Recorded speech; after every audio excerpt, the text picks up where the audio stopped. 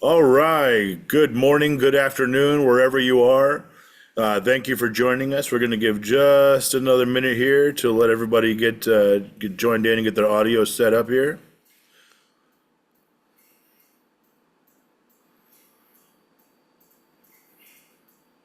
All right. It looks like most of you are set up. This is great. All right. Welcome, welcome, welcome, everybody. I am Paul Trujillo with the Department of Training and Grants. Very excited to introduce our presenter today. Today's program is going to be on a history of the Brotherhood of Locomotive Engineers and Trainmen, an exciting part of our union that traces its roots back to 1863, one of the oldest or the oldest union in North America. And joining us today and giving our talk, we have Brother John Bentley from the Brotherhood of Locomotive Engineers and Trainmen. He is the Director of Public Relations and the editor. So without further ado, Brother John, if you'll take us away. Okay, I appreciate that. Thank you, Paul, and thanks to the Teamsters for having and hosting us this weekend. It's a big thrill for me to be here, and just hopefully I make the Brotherhood proud. I see a lot of familiar names and faces in the waiting room here, and so let's get started. Um,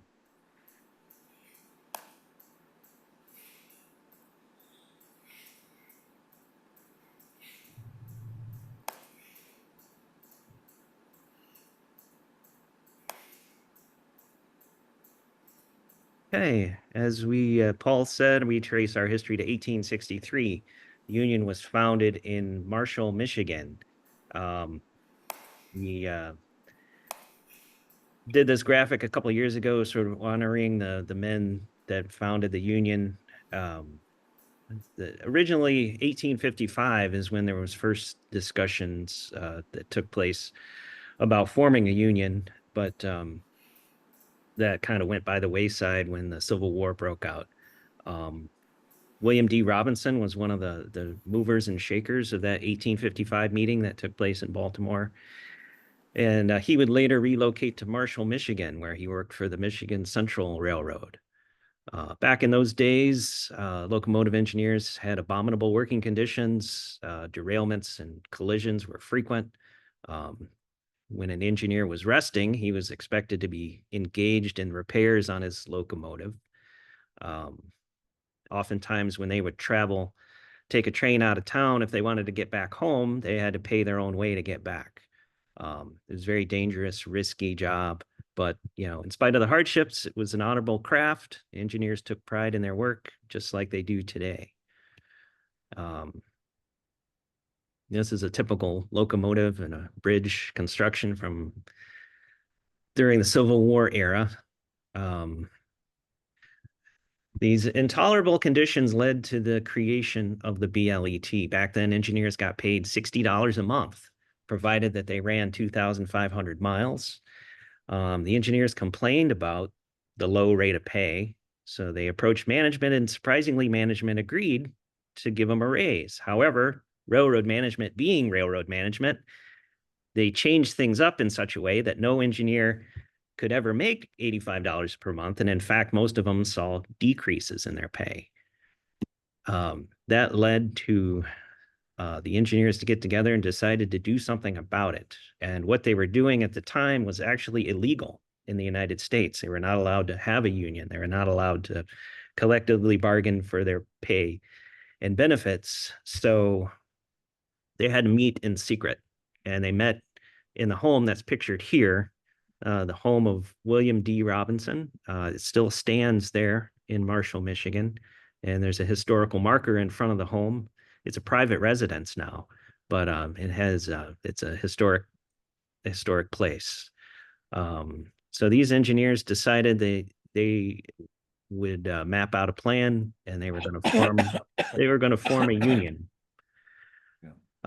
So they decided that they would draw up paperwork, and they created a protective association, and they spoke on behalf of all engineers from Detroit to Chicago.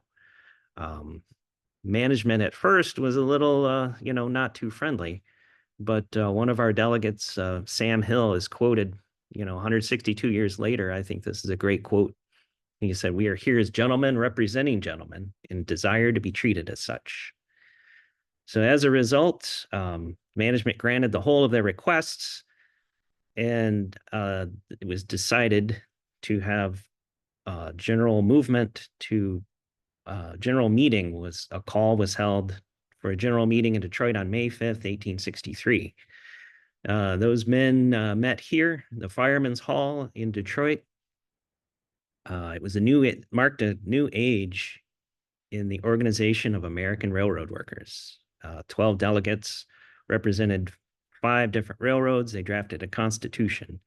They all agreed, and on May the 8th, 1863, they joined hands and swore an oath to establish a union, which was the Brotherhood of the Footboard.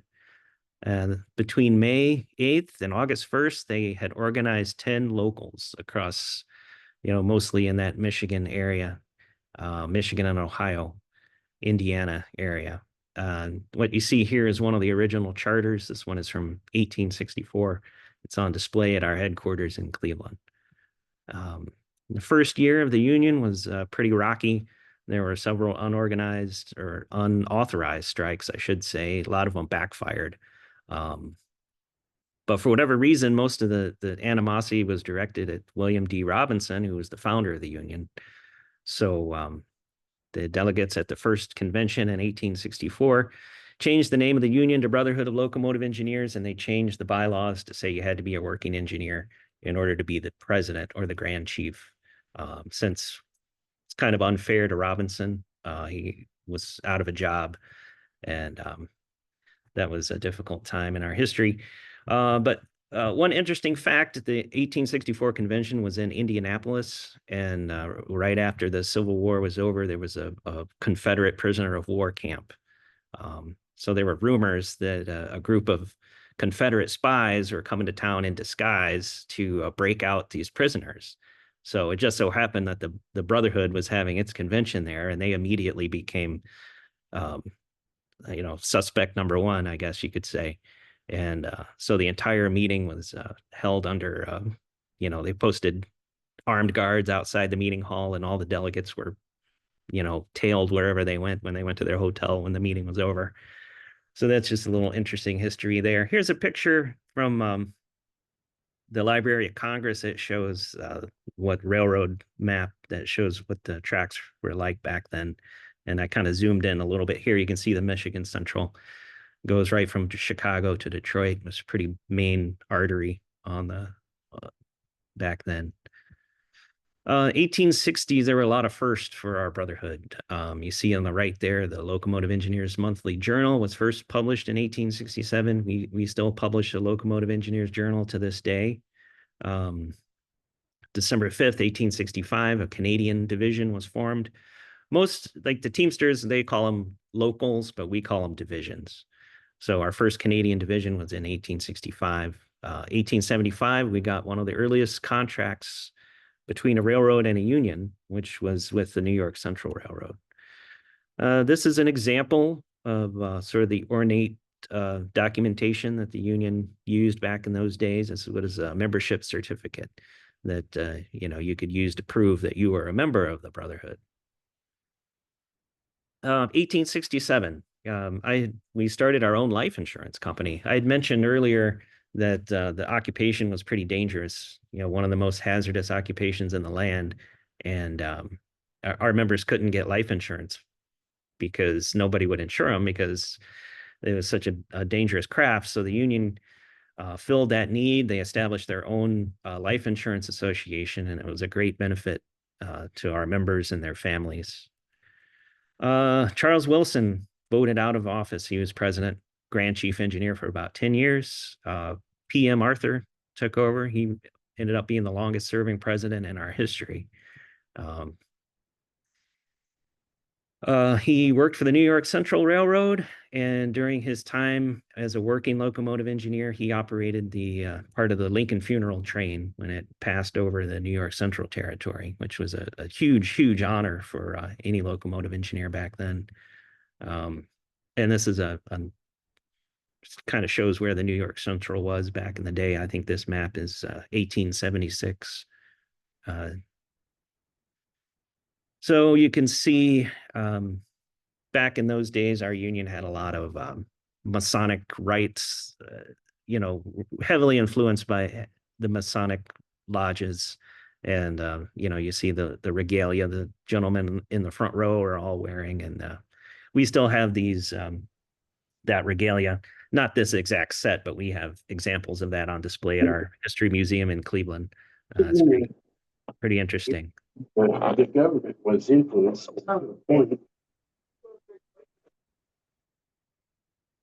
I thought I heard a question there. I didn't um, really hear what was said, but No, it anyway. was just a live mic. We took care of it. Oh, okay. Appreciate it. 1877, there was the Great Labor Uprising of 1877. Um, was the first nationwide labor upheaval in the history of the United States. It was primarily a railroad strike. Um, Management cut the wages back so much that workers couldn't afford a living wage. They couldn't afford to feed their families. So huge protests and strike broke out across the country. At first, it was pretty peaceful. Um, the strikers, the railroad workers, had the support of the general public, but as things evolved, the President Rutherford B. Hayes unleashed the um, National Guard and declared martial law, and that's when things took a turn south. The railroad corporations adopted the slogan that they were going to shoot the strike to pieces, and that's what they did. Reading, Pennsylvania, Pittsburgh, Pennsylvania, Baltimore, there were huge clashes. Members of our union were killed. Many innocent bystanders were killed. And so that was a dark time. If you wanted to read more about it, there's a book I would recommend, The Great Labor Uprising of 1877. I would recommend that if you want to read more about it. 1888, the Women's Auxiliary for the BLET was founded. The Grand International Auxiliary primarily consisted of the spouses of locomotive engineers and BLET members, and they helped to organize meetings, organized charitable causes to help, widows and families, when their husbands were killed in the line of duty. And the auxiliary is still an important part of our union. They're still active today, and they do a great job of helping out the BLET. Um, Not many people know this. I mean, everyone's heard of Casey Jones, but not everybody knows he was an actual person. And he, in fact, was a member of our union. He was in BLE Division 99 in Water Valley, Mississippi. He was piloting the Cannonball Express on April 30th, 1900, when he sacrificed his life to save his passengers. Um, he ended up, he died in the crash, and the song was picked up. It became a very popular song that's still heard today. He became a symbol of bravery and dedication for all locomotive engineers. Um, Earlier in my presentation, I mentioned the Brotherhood had its own insurance association, and Casey Jones was a member, and his wife got a policy, a payout from a $3,000 policy. This is a copy of the actual document from our archives. It has since been donated to a Casey Jones Museum in Mississippi, but you can see here shows he joined in 1891, passed away in 1900, lists the cause of death, and signed by the coroner. I thought that was kind of cool. 1910, the union, the BLE built its own headquarters building, and it was the first major office building in the United States to be built and owned by a labor union. 1908, the delegates authorized the construction. The 13-story office building, known as the Engineers Building, was dedicated in 1910. The reason the union is headquartered in Cleveland is because at the time it was the central location in the United States. It was halfway between New York City and Chicago. So it just made sense that that would be a central place to serve the members, all throughout the country.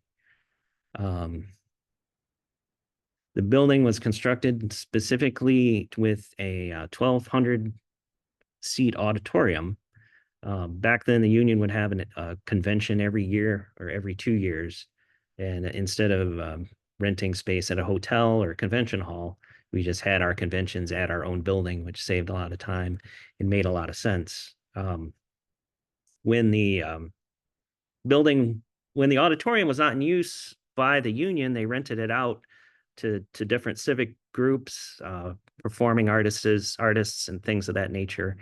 And a little known fact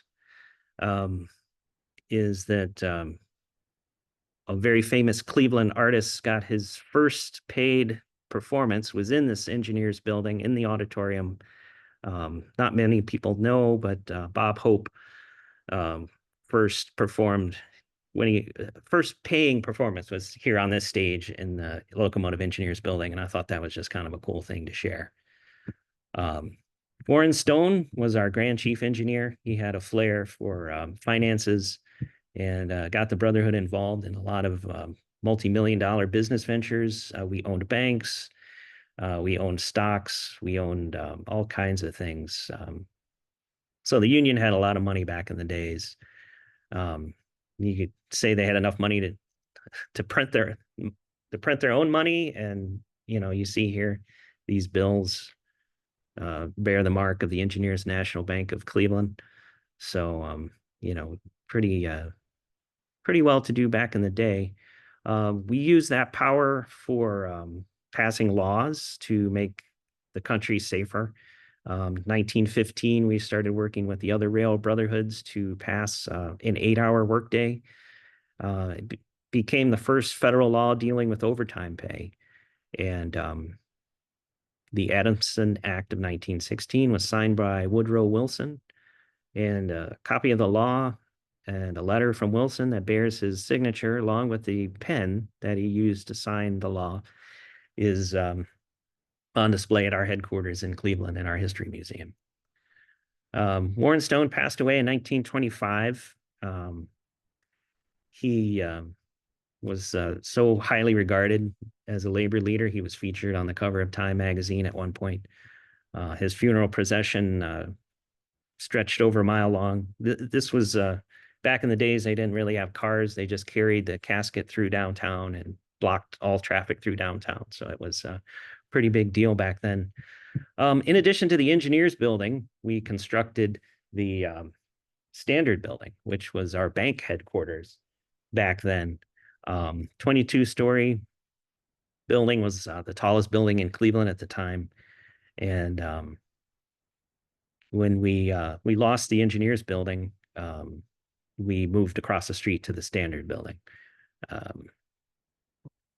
Today, the Standard building is still standing downtown Cleveland, but it's been turned into a condominium, private apartments, and they added these fancy lights. It looks pretty cool if you ever go down there. When we owned the building, the Standard building, we had a famous tenant. You may have heard of Elliot Ness from the Untouchables. He was, after he took care of Al Capone, he got a job in Cleveland where he headed up the alcohol and tax unit. And the office building was in the Standard building that the BLE owned. And I thought that was kind of a cool bit of history there. Also, as part of the Warren Stone era, the Brotherhood invested heavily in the development of Venice, Florida. It sounds like a crazy story that a union would be involved in something like this, but the union's plan was to make it a retirement haven for locomotive engineers, for guys that were working, for 30, 40 years on the railroad. The plan was for those guys to be able to buy a home and retire and live in Florida, in Venice. The Brotherhood spent a lot of money. They constructed roads, water and sewer lines, a hotel, train station, and several homes. This is the Hotel Venice that the Brotherhood constructed back then.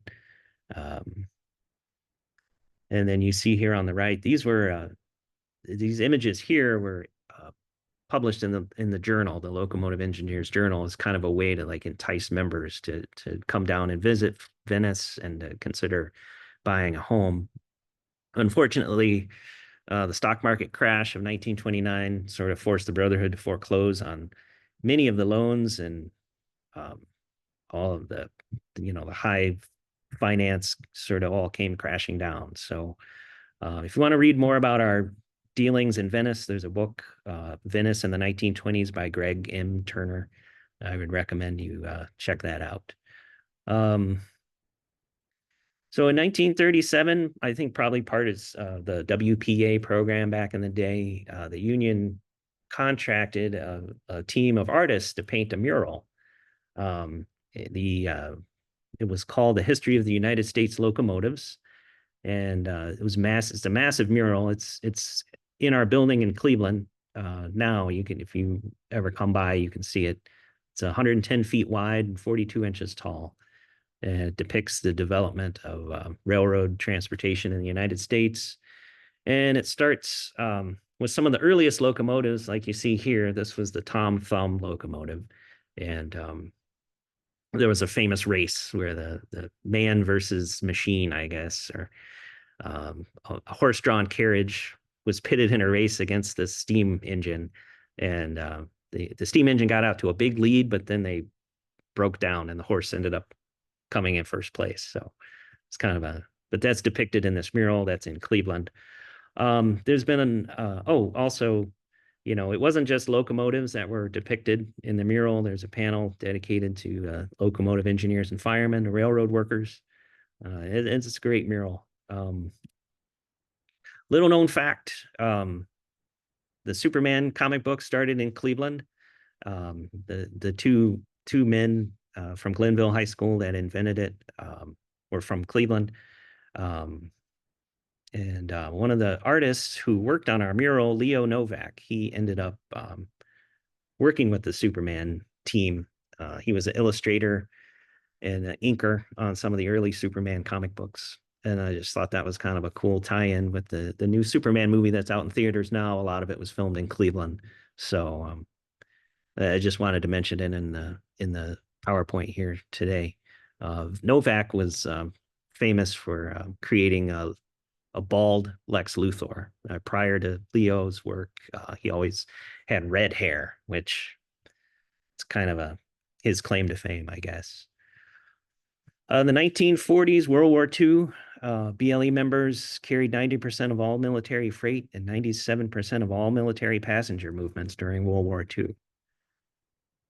1963, the Union celebrated its 100th anniversary. We went back to Detroit and Marshall, Michigan for several days of meetings and presentations. And it was kind of a huge milestone for the Union.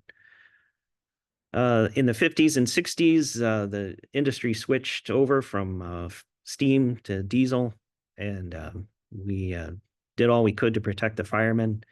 And even though they were in a different union, we still spent more than $1 million from our general fund to try to protect those workers and keep them employed. 1970s, the rail industry sort of changed up its hiring practices and opened the door to a lot more female and minority workers. And pictured here, you see Christine Gonzalez. She was the first female locomotive engineer for the Santa Fe Railway. Also, Edwina Justice was the first Black woman to work as a locomotive engineer for the Union Pacific. We have a little video here. Paul, do you want to try to play that, or do you want to do that after the presentation? You can pop in and do it right now if you'd like. Okay. I don't know if this is working. Are you guys seeing it, or? No, I'm gonna go ahead and put it on here. Okay. Do I need to do anything on my end? Nope.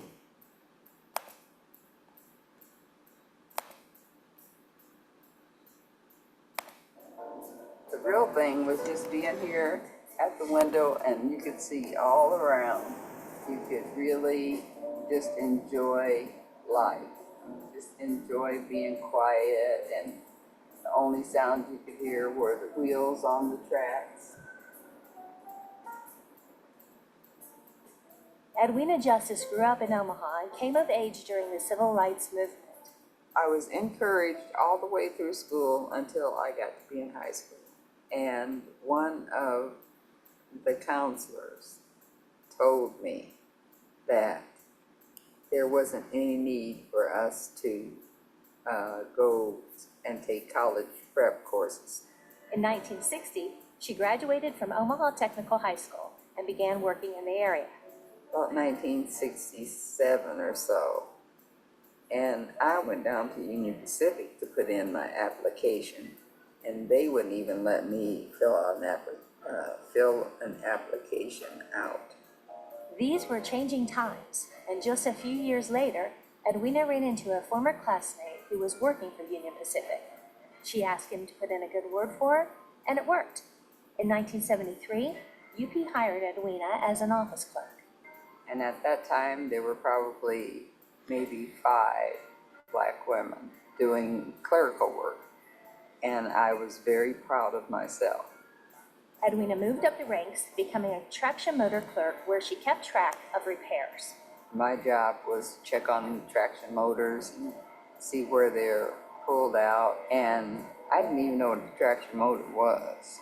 So they took me down to the shop and they showed me a traction motor. The train engineer showed Edwina how he operated the engine. There was a brief conversation, but it set Edwina on a history-making path. And so I got on the inside, and it looked like the job was not so hard. I could do that. And he said, well, why don't you go down and put in your application? But I was only kind of teasing when I said that I can do that, and I wanted to. I didn't really know what was in store for me. She did apply, and in 1976, Edwina Justice became the first female African-American locomotive engineer for Union Pacific Railroad. The promotion required Edwina to move to North Platte. It was a town of about 22,000 people, and less than 100 were African-American. Well, I thought that I was going to be going on a passenger train. I was in for the biggest surprise of my life. I had to sit on this train, on this work train, and it was this old engineer and this old conductor, and they are sitting there looking all mean. And when I got off that engine, these people were looking out the window. Being the only female Black train engineer in the rail yard attracted attention. Some of her coworkers were friendly and called Edwina by her nickname, Curly. Others used slurs. I can't say specifics, I can't remember even the people, but there were people that, well, she's taking our job type thing. She had 2 stripes. She was a woman and she was Black. One night, one of them came in and he didn't see me, and wanted to know if the in girl was good. She's coming in tonight. And then he turned and looked me right in the face, and didn't, because he didn't know that I was already in there. Edwina withstood the racism and flourished. She spent 14 of her 17-year career at Union Pacific as a railroad engineer. I think Curly was a good engineer and made it in a man's world running that train by her personality, and she was bubbly all the time and jolly, having fun, joking, and she made a long day a short day, and she operated the train as good as any man. I think she opened up the window for a lot of people to have the opportunity to be engineers. It didn't matter whether you were a woman or a man. If you qualified for the job and you had enough seniority, you could get the job. So I worked my way up. From the very first department that I was ever in at Union Pacific, most of the guys, and probably some of the women too, had never been close enough to a Black woman to touch, period. And I changed every department that I went into. By the time she left in 1990, the workforce of Union Pacific was changing as well. And in more recent years, the company has been recognized for its commitment to diversity and inclusion.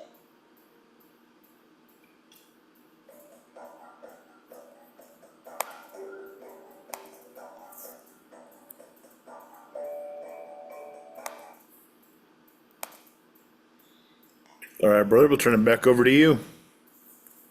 Okay, appreciate it. We have another external video we can watch. Jackie Pettyjohn was a SEPTA locomotive engineer for about 40 years. She just retired last year, and there was a nice video that was done. Paul, what do you think? Do you want to play this one too? Yep, put it up right now. Okay.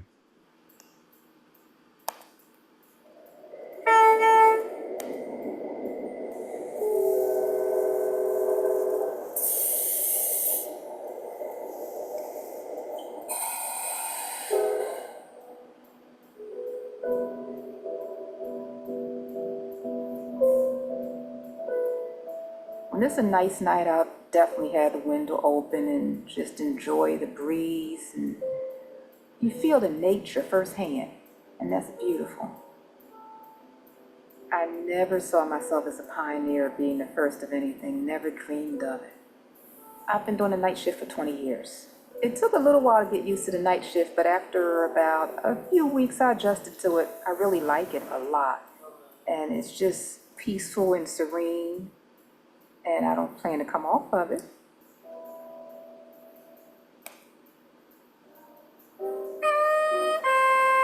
My name is Jackie Pettyjohn. I'm a train engineer for SEPTA. I've worked here for 32 years. I started August of 1984. I answered an ad in the Philadelphia Inquirer, and I had a response within 2 or 3 weeks. When I started as an engineer, I had no plans on staying. I began to like it. The hours were bad, but I enjoyed the job so much.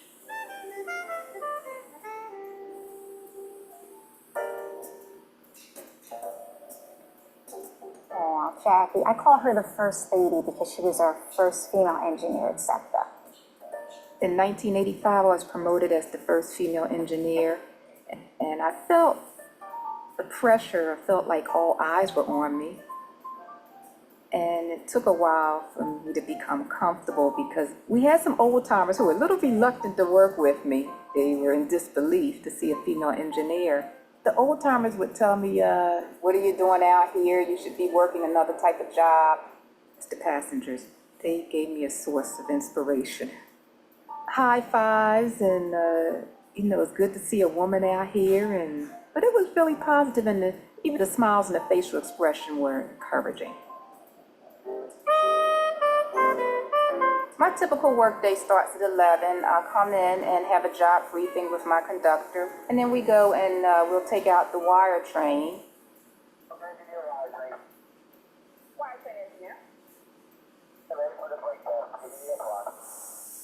It involves operating a diesel locomotive that takes a work crew out each night and performs maintenance and rehabilitation to the overhead wire system. And then we're going to go north. The wire is, this is 40, 10 overheat. The wire is down the valley, so you got to go approach a little caution. Right, here we go.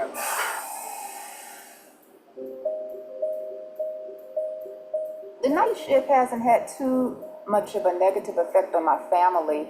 They feel good about the job because they see that I'm content. What I admire the most about my mom is her work ethic, because she's always there, and then she still makes time for us. She has this can-do attitude. Sometimes, baby, you gotta settle down, slow down. No, I'll make it happen.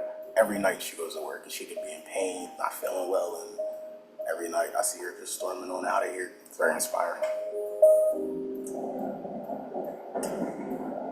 I enjoy working with people. Sometimes I'm a little shy, but I like to see results. I like to see people happy and to see an end product. I've learned a lot from Jackie Pettyjohn. She is the most caring, passionate person that I know. She loves her job and she does it effortlessly. She keeps me around.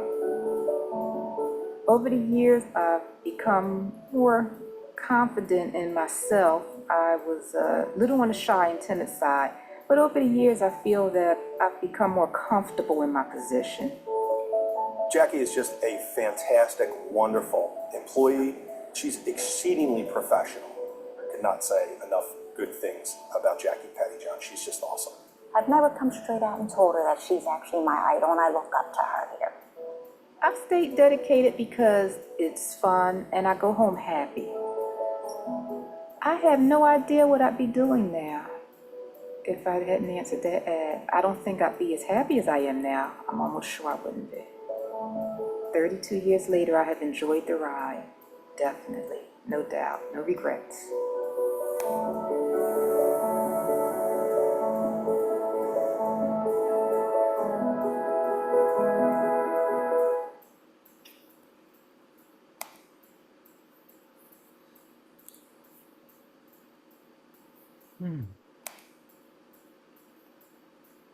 All right.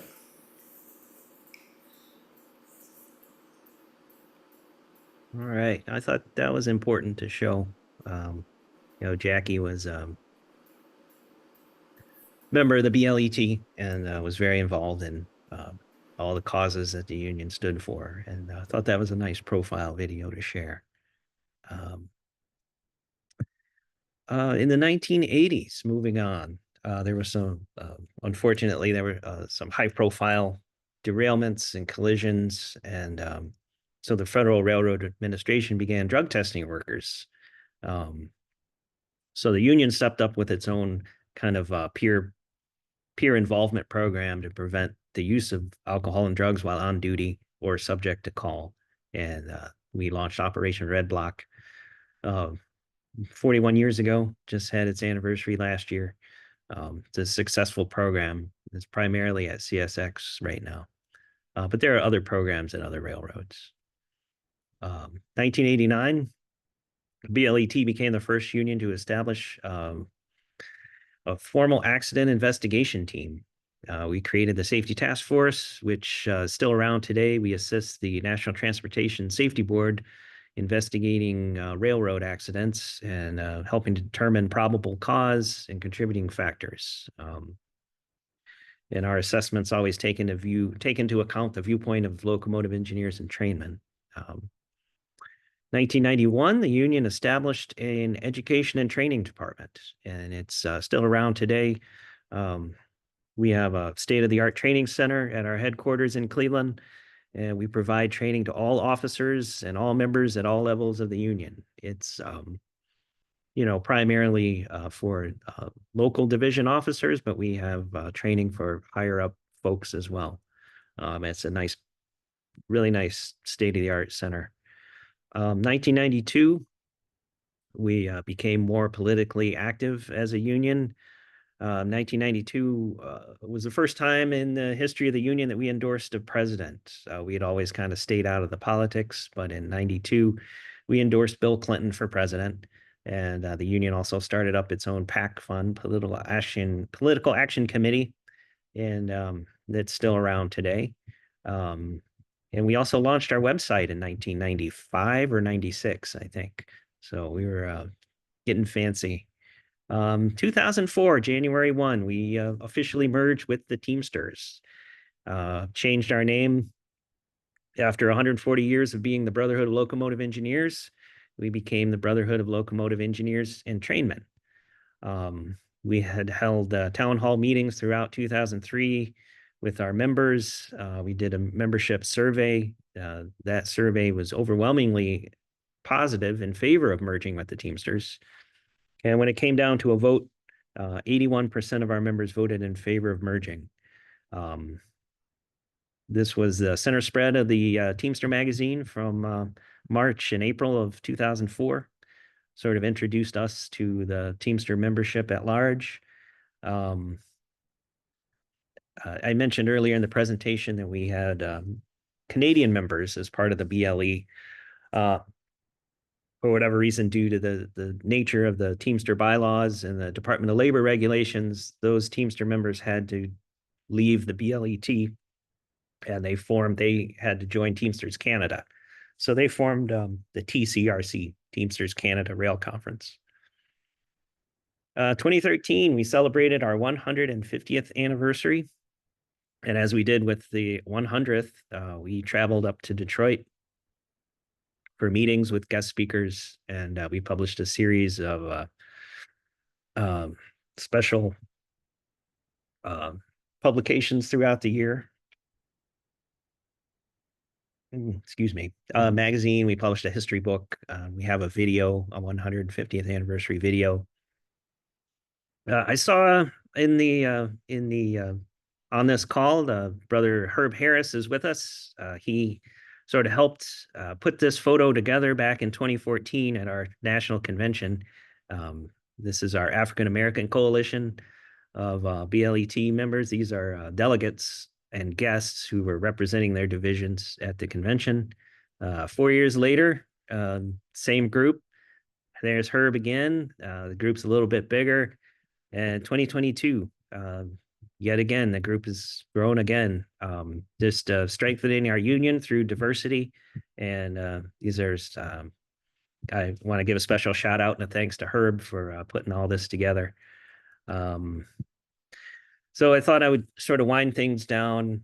This is what Amtrak locomotive looks like on the inside. This is one of our members at the throttle. Very clean and modern. I think this was taken in Washington, D.C. at the main train station there. This is what a freight locomotive looks like these days on the inside. You see the screens sort of blocking his view. That's like positive train control and other things like a trip optimizer. Excuse me. So it's folks, I showed this to some other folks and they were surprised how clean and modern this was and how the engineer's view was blocked and he just had a little bit of screen to look through to see the tracks ahead. The BLE today, headquartered in Independence, Ohio. We have about 51,500 active and retired members. Our union, we're active on Facebook, Instagram, Twitter, X. We have a website, and we also publish a weekly newsletter that you can go to our website and sign up for. This is our executive committee. Gary Best is our first vice president. Mark Wallace in the center. He's our national president. David Estes, he's our national secretary treasurer. Gary is a CSX engineer. Mark is from Norfolk Southern, and Dave is from Amtrak. Our members today work for all the different Class 1 railroads. We have many passenger and commuter rail engineers that belong to the union. Different cities like Philadelphia, Chicago, New York. Our organizing department is thriving today. We've organized several new short line railroads, bringing the power of the Brotherhood to the smaller railroads that are out there. And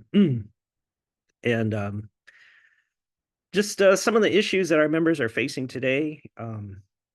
There's a push to go to one-man crews. There's sort of new artificial intelligence that's sort of trying to take over the train operations that we're very aware of. Autonomous technology, autonomous trains, remote control locomotives were originally supposed to operate just in the confines of a rail yard, but railroads are trying to use them and push the envelope more and more, take them out on main lines, which is not a good idea. Precision scheduled railroading, you may have heard of that. That's like a business model where management just tries to, they fired a huge amount of the railroad workers and just trying to force the remaining workers to do more work with less people. Fatigue and work rest cycles are an issue, have been for years. And the regulatory climate in DC is a big challenge right now, especially with the trying to keep our regulations in place when the government is trying to get rid of regulations. So it's a slippery slope. It's a big challenge right now. All right. That concludes my presentation. Does anyone have any kind of questions? Feedback? Yeah, while you put your questions together, you can either enter them directly in the chat or you go ahead and raise your hand. We'll go ahead and pull you out there. While you do that, I'm going to go ahead and get started with one of my own. John, we were running through this the other day. You mentioned what I thought was pretty cool was the reason for the location of the headquarters and the reason the union grew out of the Midwest rather than, DC or New York City or somewhere like that. So you mind sharing that with us? Yeah, back in the day, you know, we were founded before the Transcontinental Railroad, from Omaha to the California was built. So at the time, Cleveland was right in the center of the country. We were halfway between Chicago and New York City. So being in a central place like that, we were better able to serve the majority of the members. Chicago and New York were the two main locations at the time, big railroad towns, and Cleveland was right in the middle with tracks coming through on several of the major lines. So we've just stayed here. I think it was 1870 when we first picked Cleveland as our headquarters, and then 1910 is when we built the first union-owned office building. That was the engineers building. So it's a pretty cool little history there. I know most unions these days are headquartered in New York City or Washington, D.C., but Cleveland, we do have the Brotherhood. We do have a national legislative office that is in DC, and they're in the Teamster building. Well, excellent. Thank you. We have iPhone 60. Go ahead and unmute yourself and ask your question.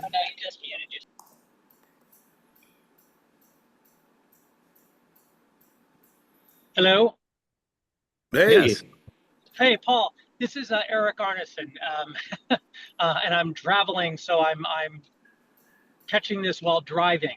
So this is all very fascinating, and I'm wondering if you could talk about race and the role it played in structuring the union for many years. You highlighted in the 1970s and 1980s the breakthrough of an African American woman and another woman on two different railroads, and then later in the 21st century, the importance of diversity. But the union itself was an all-white operation for much of its first century, really. And did it not play an kind of an active, essentially anti-civil rights role in keeping African American workers in particular out of its ranks? So if you could just talk a little bit about the role of race in the union's early years. Thank you. Well, from the beginning, the railroad unions were based on craft lines. Locomotive engineers were in one union, and firemen were in a separate union, and conductors were in a different union, and train dispatchers were in a different union, and track workers were in a different union. So I guess on the one hand, we were the members that were available to us were employees of the railroad. It's not like, the locomotive engineer was a very highly specialized craft, and it took years and years of training on the job in order to become an engineer. So the members we had were employees of the railroad. So if the railroad is not hiring African Americans or women, then we didn't really have them as members. But there was a time, I think in the 60s, 1960s, some members of our union at a convention, they forced through bylaws change, and the bylaws did say at one point you had to be a white male who spoke English in order to be a member of the Brotherhood of Locomotive Engineers. Not everybody in the union was happy with that, but it is what it is, and we were threatened.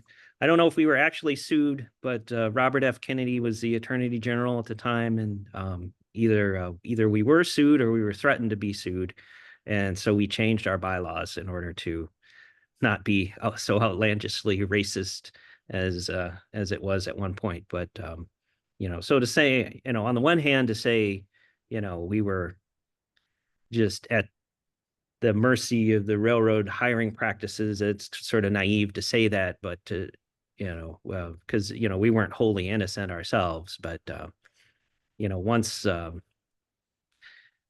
think things are we're in a lot better place right now in terms of diversity within the union. So hopefully that answers your question. Well, and I will add that question came from Dr. Eric Arneson, the James R. Hoffa scholar over at George Washington University, and he is the author of the book Brotherhood of Color, or Brotherhoods of Color. So Eric, if you have anything to add or amend, we did mention in our practice session that if you showed up, we might call on your expertise. So if you have anything to add to that, we're happy to listen as well. Thank you. I guess I should change my iPhone 60 to my name.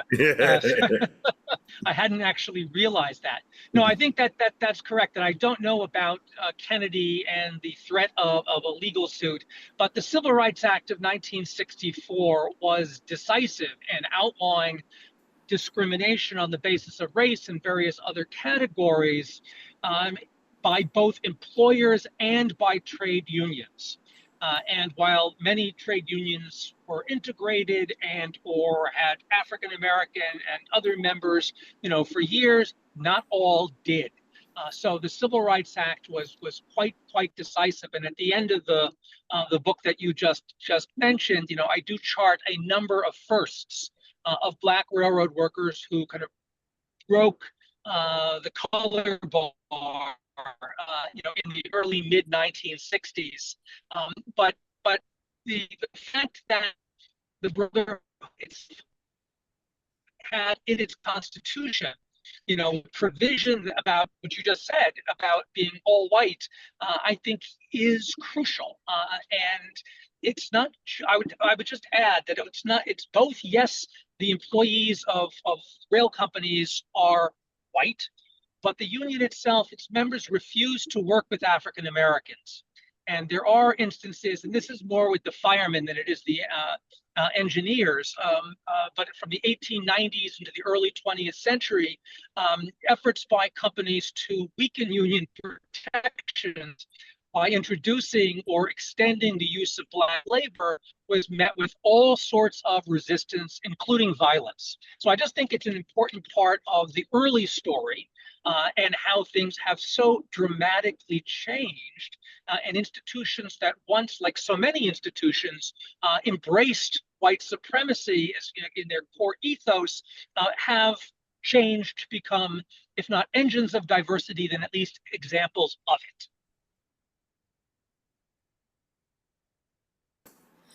Thank you very much, Eric. We appreciate it.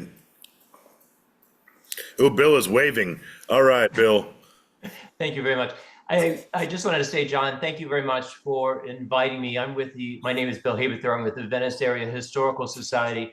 And I just really want to give a shout out to the BLE. It was so instrumental in developing Venice as a town.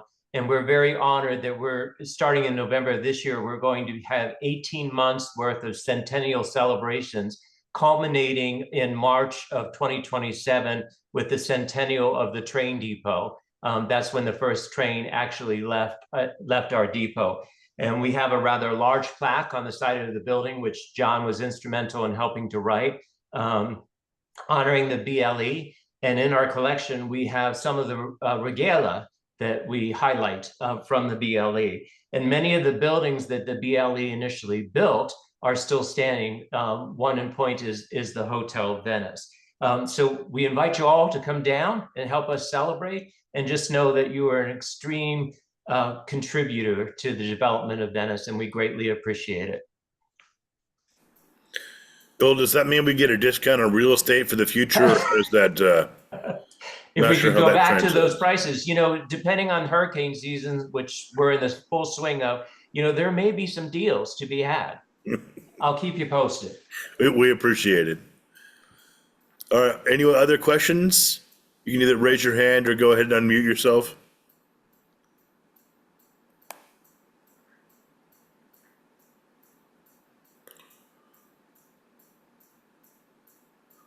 All right. Well, Seeing none, it looks like a motion's in order to go ahead and end this meeting. I want to thank everyone for joining us today. John, thank you for a wonderfully instructive presentation. As I said, even before we got started, even running through it with you in practice, I learned a lot.